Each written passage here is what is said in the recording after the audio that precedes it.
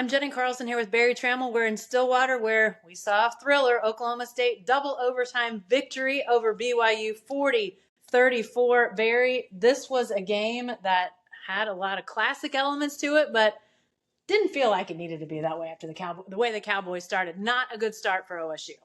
Just because you can dig out of a hole doesn't mean you have to dig out of a hole.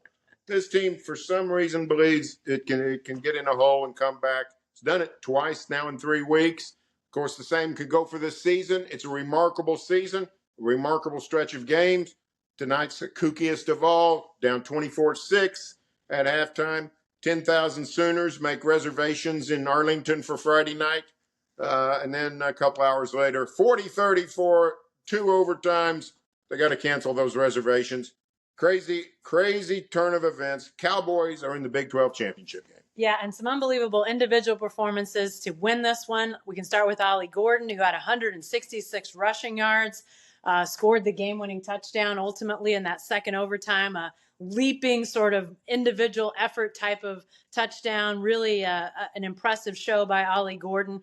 And the defense, Barry, 6 straight punts that they forced in the second half. The only possession that ended in points for BYU in regulation in the second half was that field goal that forced overtime. But some really good defense. What stood out to you, though, like you said, not that the Cowboys need to always have to have these comebacks, but what stood out to you about what got them to Arlington? Well, I thought the offense came alive in the second half. Alan Bowman was not very good in the first half. A couple of major mistakes, not many plays. Cowboys came out throwing the ball much more in the second half. Bowman made a bunch of good throws. His receivers were outstanding, bunch of tough catches, no drops. And that opened up some running lanes for Ollie Gordon. So that, to me, sort of stood out the most. This is a team that should have dominated Brigham Young. They've not been a good road team. Offensively, they're not very good. So the Cowboys should have dominated. They did, the defense, so salute them. But it was just, and give BYU credit, pulled out all the stops. A fake punt, an onside kick that was negated, but still, Brigham Young came to play. They came to win. Salute the Cougars. Cowboys should have taken care of business. In the end, they did. Yeah, and Ollie Gordon, 5 touchdowns, by the way. I should have mentioned that as well on his big day. But obviously, this sends the Cowboys to the Big 12 title game, second time in 3 years. They fell just short against Baylor a couple years ago. Now they get Texas down in Jerry World, Barry. We'll talk a lot more about this as the week comes up, but what are your initial thoughts about this matchup, OSU-Texas for the Big 12 title?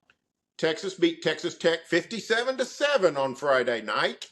If OSU digs itself a first half hole, it will be down 57-7 at halftime. So this is not a team that you can sort of slow play and say, well, we'll make it up at the end.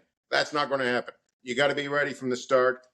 Texas, very difficult to run against, which means Bowman's going to have to play well. They're going to have to come up with an imaginative game plan, trying to find some running room for Ollie Gordon. It won't be easy. It's not a great matchup for the Cowboys. Yeah, if they want to win, things like those first 2 possessions that they had that were pretty good offensive possessions, but they had to settle for field goals, you got to score touchdowns in those situations against Texas. Again, we'll have a lot more about that championship matchup next Saturday. It's an 11 o'clock kick down in Jerry World. We'll have all sorts of coverage on selloutcrowd.com. So stick with us all week for your Big 12 championship game coverage.